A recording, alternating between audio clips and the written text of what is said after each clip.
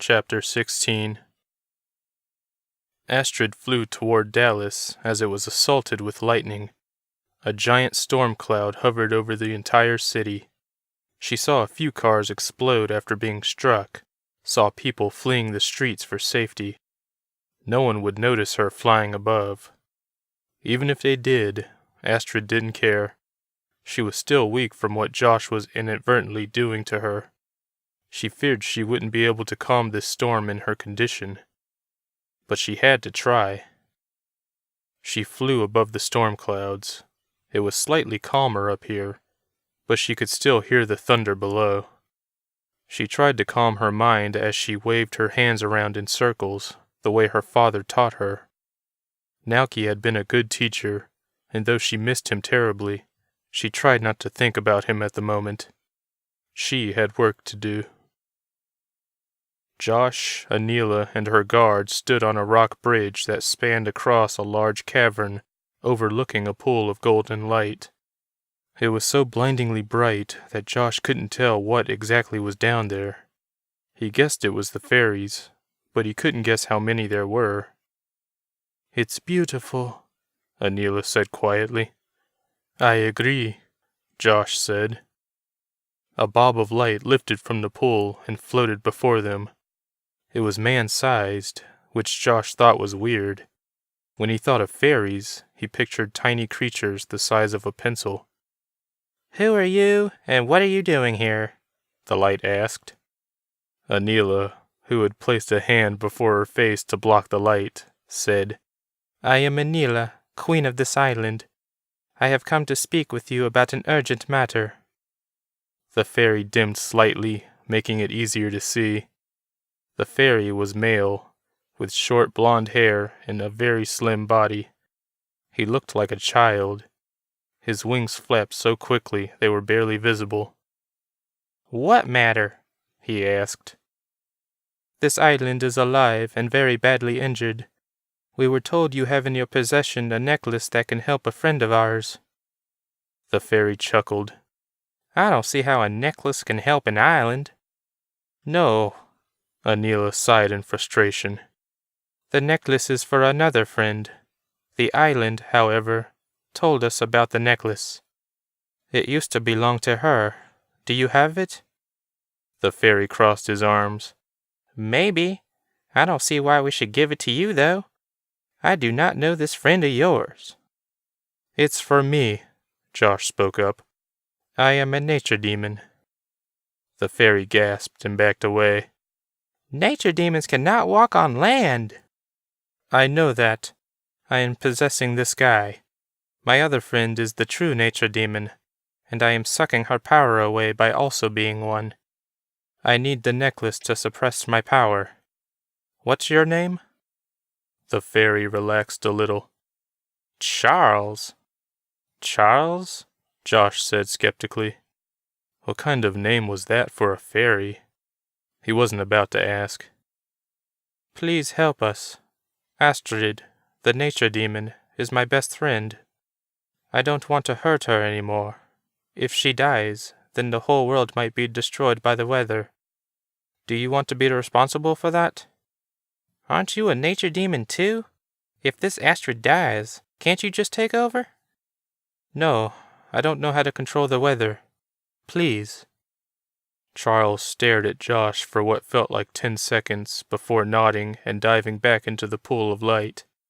He returned a moment later with something in his hands. "Here," he said, handing it to Anila. Josh studied it.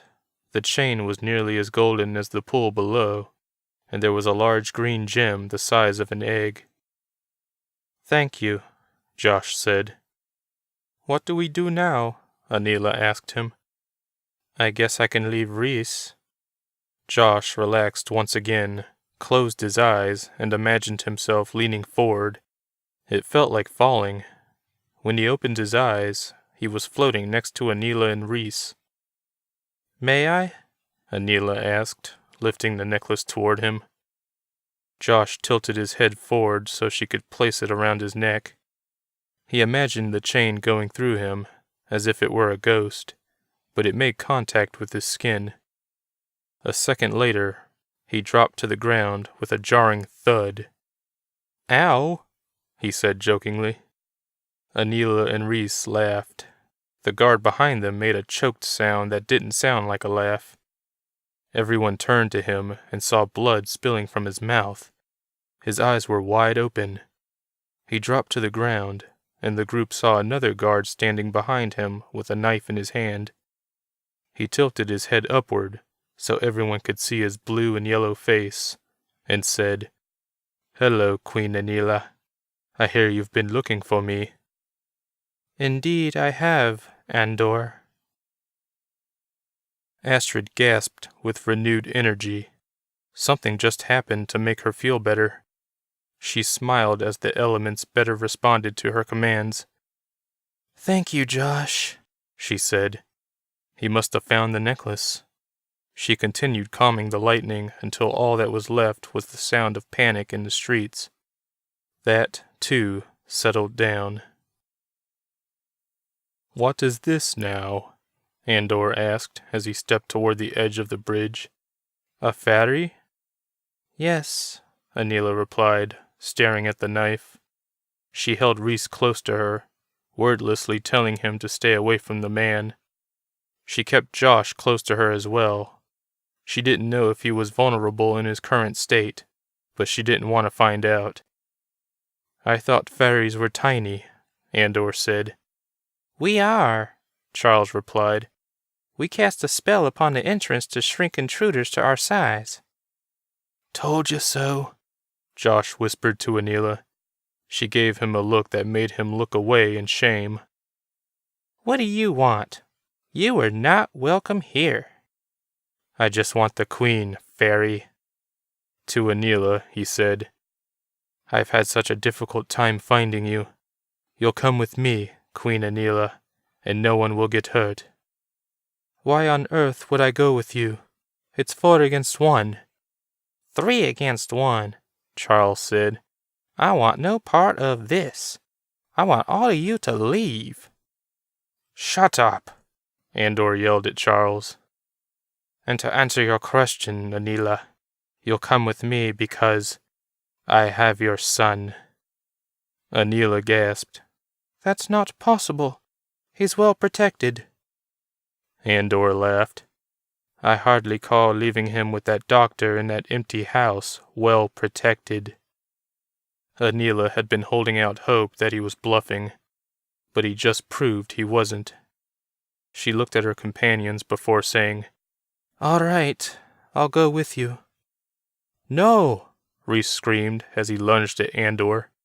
But Andor was quicker than anyone could have anticipated. He stabbed the charging man in the gut. Anila screamed. Reese turned to his wife, grasping his belly. "I'm sorry," he said quietly, before falling into the golden pool. "I warned him," Andor shouted. "I warned all of you. Now come with me, Anila, before someone else dies for you." Anila was about to do so when the pool of light suddenly erupted upward in a wave.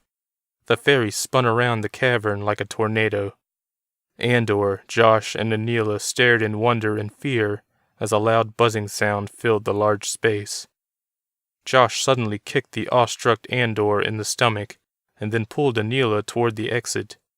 They left behind a screaming Andor. Victor and the 2 guards dug into the snow-covered ground with axes and swords, the dwarf wiping sweat from his brow. How could he be so sweaty when it was cold outside? The Hexel waited patiently by the side of the tombstone, watching. "Thanks for your help," Victor said sarcastically. "Isn't it in your nature to dig through the ground?" The Hexel merely stared at him. After 10 minutes, the dwarf reached the coffin.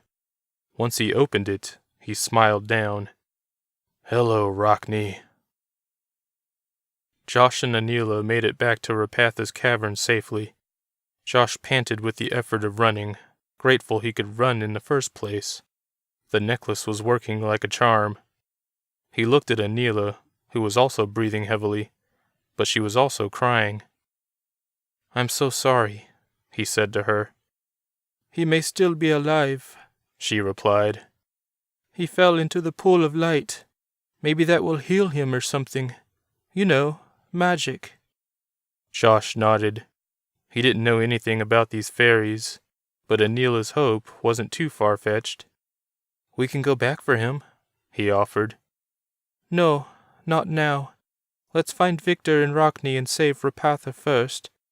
Maybe she'll know where my son is. Reese would want me to find him first."